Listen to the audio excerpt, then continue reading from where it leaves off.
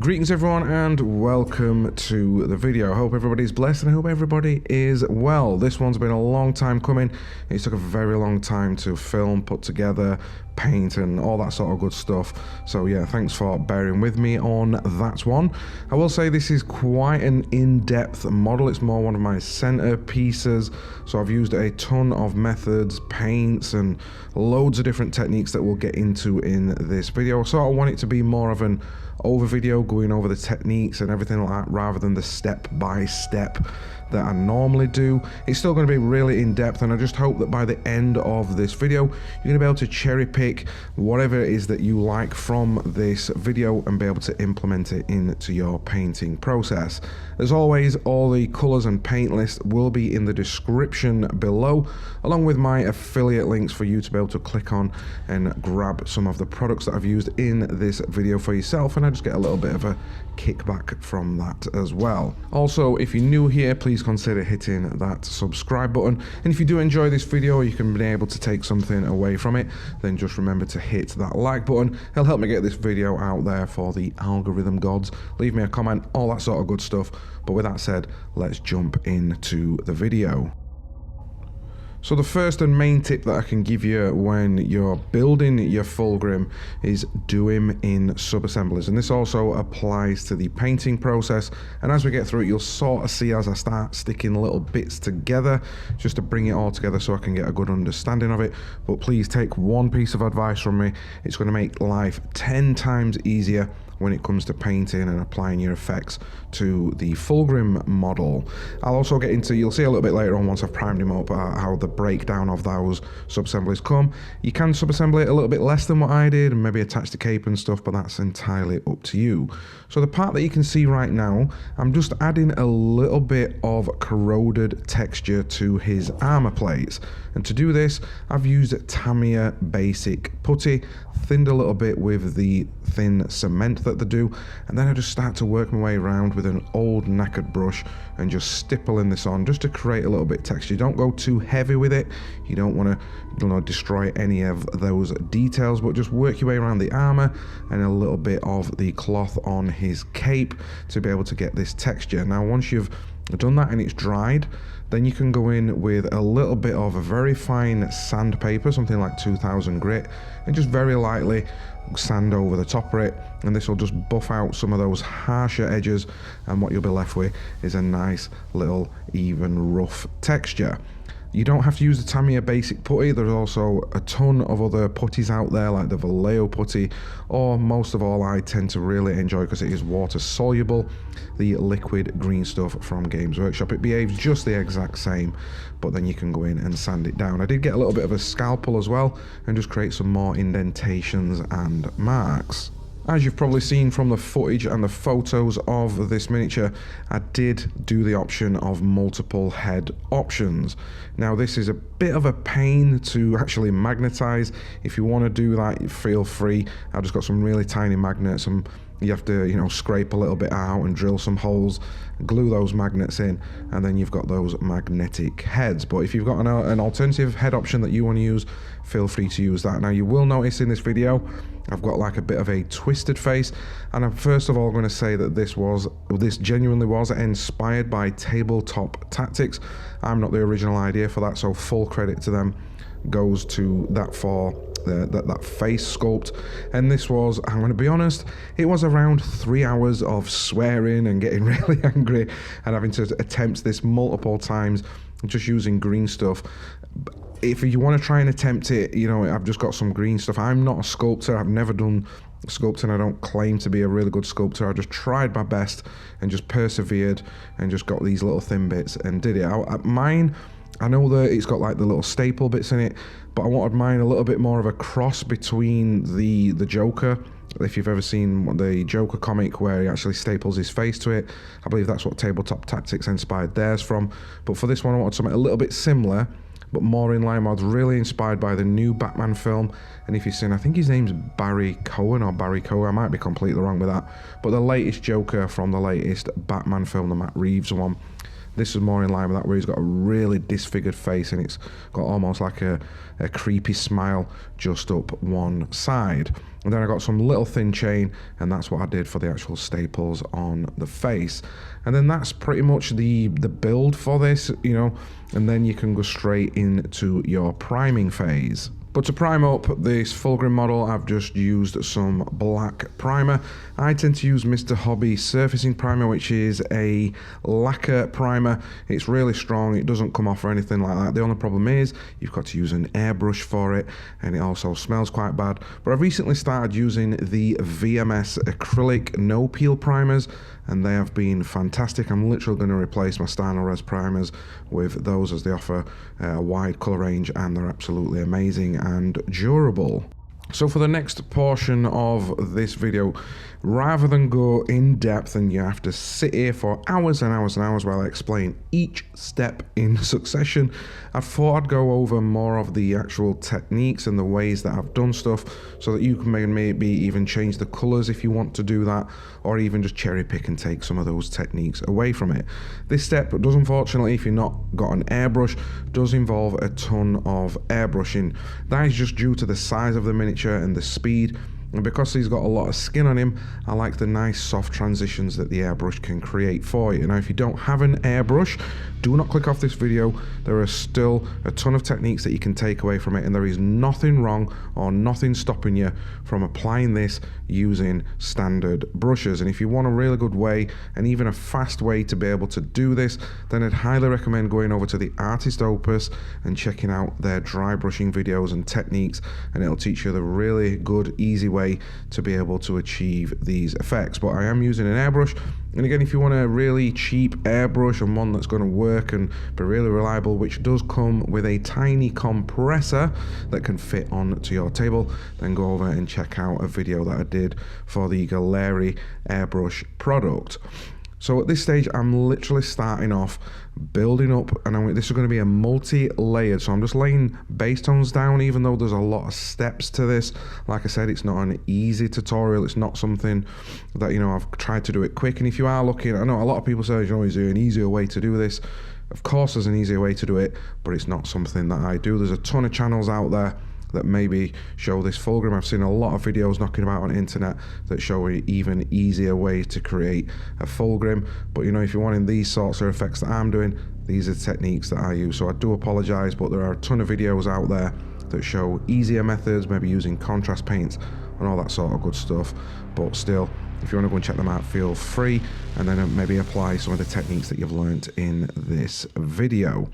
So I'm just working my way around with a mix of blue tones, flesh tones, and purple tones. There's a lot of back and forth and all that sort of stuff, but mainly around the tail, that's where most of the blue's going to go, and even up onto the wings. And one tip, if you're using an airbrush with the wings, because it's got a lot of detail in it and you can capture those edges, you can come in like a zenithal, but using the dark blue from the bottom upwards, and then from above with a lighter, maybe a purple tone. That's going to give you some really nice contrasting colors and tones between the miniature.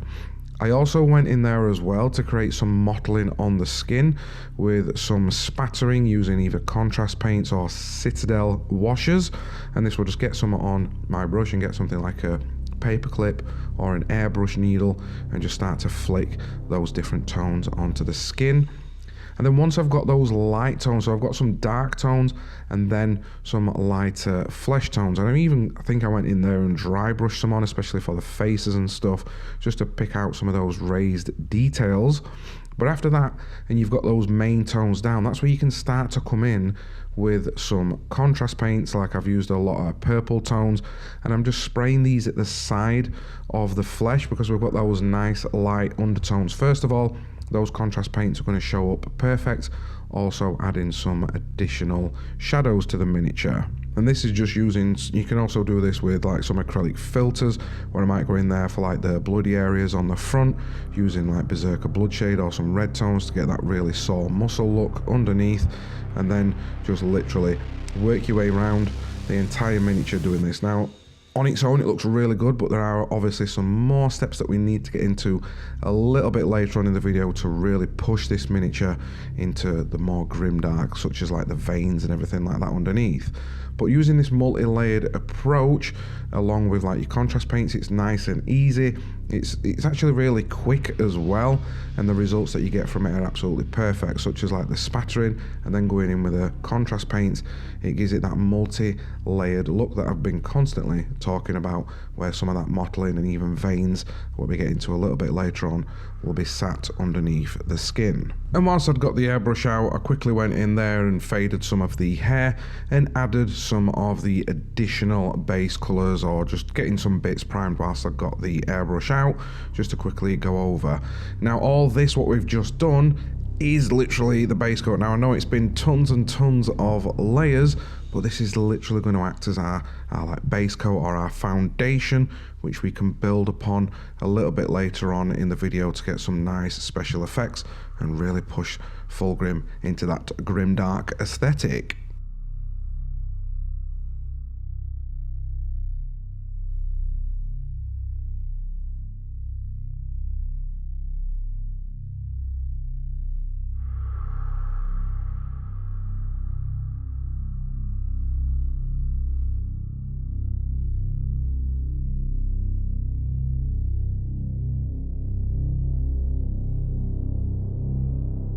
Moving on now to how I actually painted up Fulgrim's armour, and it's split into a few different sections.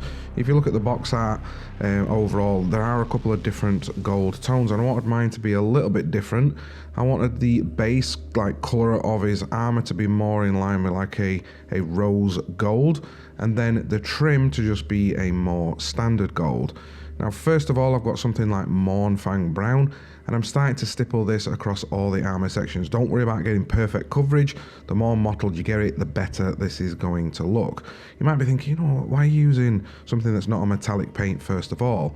And this brown tone is going to act as a really nice base for our metallics to go over the top, and it's just going to show up a little bit better and push it into more of that rose gold that we're trying to achieve. But once I've done those brown acrylic parts, that's when I firstly use this really nice pink like metallic tone that I found, and I'd again start to work my way around using that stippling and scratchy and dry brushing. I'm not being neat or anything like that. I'm literally just slapping this paint on all around the miniature. You see, I told you there'd be some fast parts in this video, but once you've done that nice metallic pink, I then come in with the lighter goldish metallic tone, which is more of the rose gold, and start to stipple that or dry brush it onto the highlight points. Now the reason I've done that is because I've got that nice pinkish undertone underneath, which is the metallic, which is a really nice colour for an armour. I just wanted something a little bit weird going on with his armour, something quite different to what I'm normally see, where it's just gold with some like maybe purple filters. I just wanted something really different for this, and I'm just going in there, stippling it on, and then applying that lighter rose gold over the top as the highlights. And after that was done, that's when I came in again with my airbrush with some purple tones. You can use the contrast paint or something like druchi violet, and I just went in there and sprayed it into some of the shadow sections just to reinforce those shadows, and also have that little bit of a sickly purple tint to his armor where when you look at it, you can't quite tell what's going on. You know, is it the Slaneshness? If that's it. Is Slaneshness even a word? But you know, that sort of thing, just to make things a little bit creepy for the viewer when you're looking around it, but also reinforcing those shadows. Then of course he's got a little bit of golden trim, and that's where I came in with just a standard golden colour and added some base coats and highlights to that trim, and you get a nice little bit of separation between those armour and the trim, but overall it looks consistent and cohesive as one piece of armour. Moving on to weapons now, and these are relatively easy, and again I'm going to come in with a darker silver and a really bright silver, again as we did with the armour, using that stippling. You might be asking, why do I keep stippling metallics on? And that's just to reinforce that grimdark aesthetic. It's more mottled, it looks more chips, it creates tiny little scratches and more detail to the miniature rather than just coating it on as you would in a normal base coat, and it just overall looks that little bit more realistic. But once I've actually done the silver portions of that part, I want to sort of go into, it's not really a non-metallic metal sort of look, but it's more, it just adds a little bit of glow to the miniature. And what I've done is get some white paint through my airbrush, the Tamiya flat white, because it builds up really nice and slow, and you can really control the amount of intensity of that white. And also using a small amount of tape will help you get those nice like sharp lines and edges, especially across something like a sword. Not in a checkered pattern, but you're just going to do like some alternative highlight points on to those weapons. Then after that, I came in again with some contrast paints around those gems to give it that little bit more of a glow and give it a slight purple tint to some of those weapons.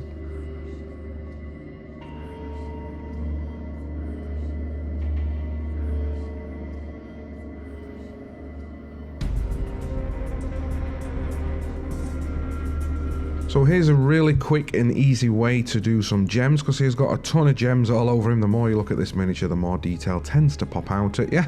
But because he's got a couple of different colour ones, we can start with like a normal base and then add any colour to our gems to receive that gem effect. So I start off with a dark grey, and we're going to slowly build up to white. So I start off with a really dark base coat of grey, slowly start to add some white to that.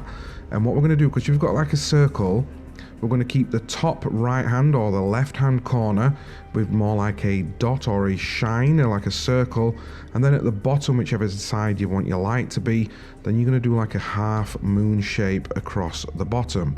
Slowly building it up will allow you to get those nice little neat transitions, and because we're only using 2 colours, we can go back and forth between them to make sure that those lines are nice and smooth around our gems.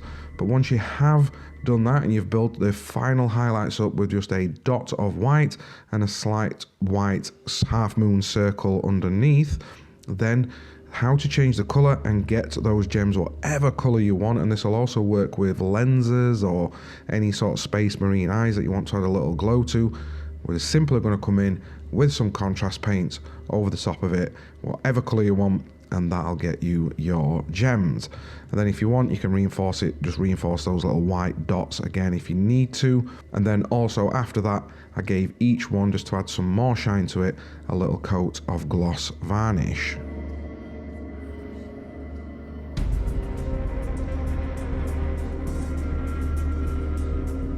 Now we're going to move into the first stages of weathering and then add in some special effects to Fulgrim.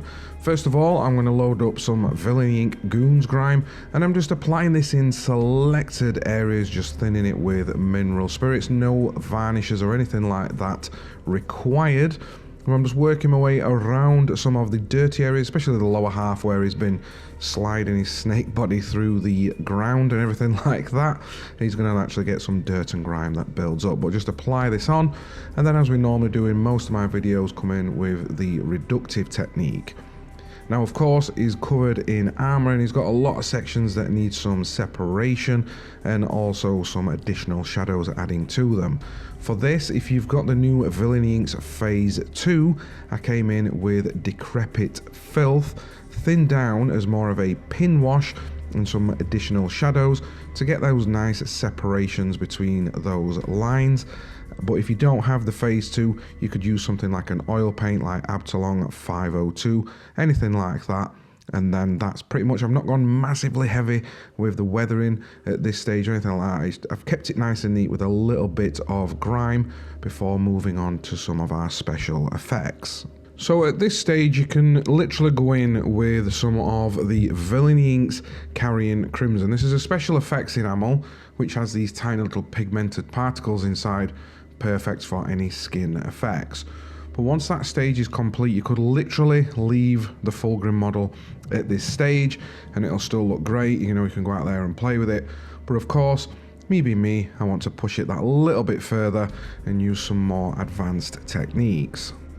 Now, this portion of the video is where, you know, these again are more advanced techniques. The first thing I'm going to do after all that has dried, I'm going to give it around 24 hours to dry, and that'll make sure that all the enamels and everything else that we've put on is fully cured before coming in with the glue technique. Now, it's these techniques that we can apply to our miniatures that will truly push them into the Grimdark style, and techniques that I really highly recommend you all start to explore if you're really serious about the Grimdark style, or even pushing your painting further with some more amazing effects. You know, we get so used to the Citadel way of painting, which is base coat, layer, first highlight, second stage highlight, edge highlighting, and it just, for me, it don't make sense. You know, if you want, there's no set in stone way how you should paint miniatures. Again, all these techniques, I always, you know, go on about the toolbox theory. I have a ton of toolboxes in my head where I can dip in and out of at any point during my painting processes to achieve the desired results. And you probably heard me talk about this before, and it's by any means necessary. If I'm trying to achieve a certain effect, which may require 10 layers of different enamels or whatever, then that's what I'm going to do. If there's a quicker way of getting there, then I'm going to do that.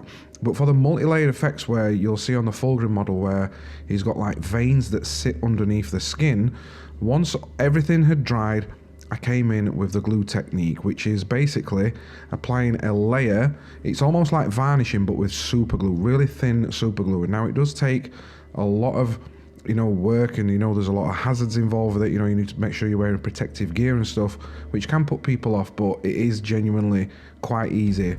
But what that's going to do is, the reason I've not varnished the model is because later on I came in with some filters and then used some isopropyl alcohol to be able to manipulate those filters into strands, or even more mottling, or into the veins that you'll see on Fulgrim. Now, what that super glue layer does is create a barrier, because if this was an acrylic varnish, that isopropyl alcohol would just burn straight through, or even run the risk of going through the layers that you've already had.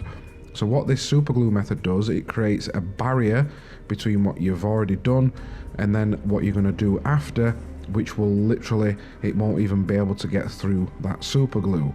So what I do is I work my way around the miniatures where I want to start using this technique, and I apply the super glue, just give it a few minutes to dry. Then I came in with an airbrush with the acrylic filter, something like coilia green or whatever colours you desire for your veins. Spray that into certain areas. When that's dry, I came in with a brush or a Q-tip loaded with 99% isopropyl alcohol.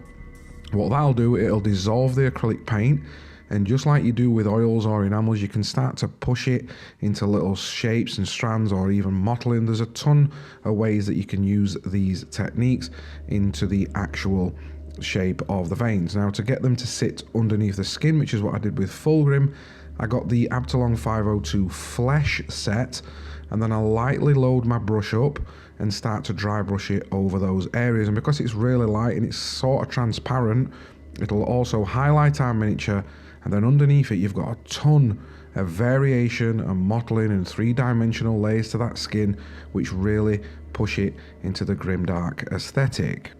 Now, of course, obviously at this point I could sit here for hours rambling on about all these weird and wonderful techniques, but the best way you can learn these, and you know, the true Grimdark style, as we like to put it, is either here on my channel with some of the tutorials that I have, or over at the Grimdark Compendiums YouTube, and even their website, where you can learn more about the glue technique and everything like that. There are some links below in the description if you're more interested and you want to learn some more about these techniques. But I can't stress enough how much and how more amazing and ways that these techniques can push you, and the more exciting to use, and they are really a joy to use and playful. And they are, even though they sound quite complicated, in reality they are actually really easier than trying to, you know, sit there doing hours of edge highlighting, making sure everything's nice, straight and perfect, to the end results not even look like something that you're wanting. But you know, if you are interested in this Grimdark style and really pushing the boat out, you know, and expanding your knowledge upon the painting and even just the Grimdark style, then I can't recommend these techniques enough. And this sort of brings us to the end of this video. Now, I know it's been a totally different video to usually. You know, I've not gone super in depth because, again, this video would be about 22 days long if I did and broke everything down with the individual colours and the ways that I applied them and the thinning ratios. It would have just nobody would have watched it. So I thought, you know, with this video, I wanted it to be more about like the things I've done to Fulgrim, and hopefully you can take something away from it, whether it be the techniques or the way that I've done certain things, and help you apply it to your miniature painting. But ultimately, I did have an absolute blast painting this Fulgrim model. I would have loved to have maybe gone a little bit further with it. You know, I've got some more ideas in future for a Fulgrim that I maybe want to do for myself and completely transformed even the way he looks. But you know, that's something that I might do a little bit later on down the line. If you do enjoy the Emperor's Children and you want to, you know, see some more easier maybe tutorials, even though that pushes it into the Grimdark style, then I've got a ton of videos here on the Emperor's Children on my channel. So if you want to go over and check them out, then please do. But most of all, I'd like to personally thank you all again for coming along. If you made it to this like portion of the video, if you made it all the way through the video, thanks again for sitting through and watching this longer format video. I hope you have enjoyed it. Currently as well, I've got a ton of other stuff on the way. I did unfortunately break my camera the last few days, but thankfully I've managed to get hold of another one whilst my current one is being repaired, so I can just continue to make the content. But thanks again to everybody that's come along and watched this video. Remember to hit that like button. Let me know what you think of it in the description below. Not in the description, in the comment section. But until next time, guys, I will catch you in my next video.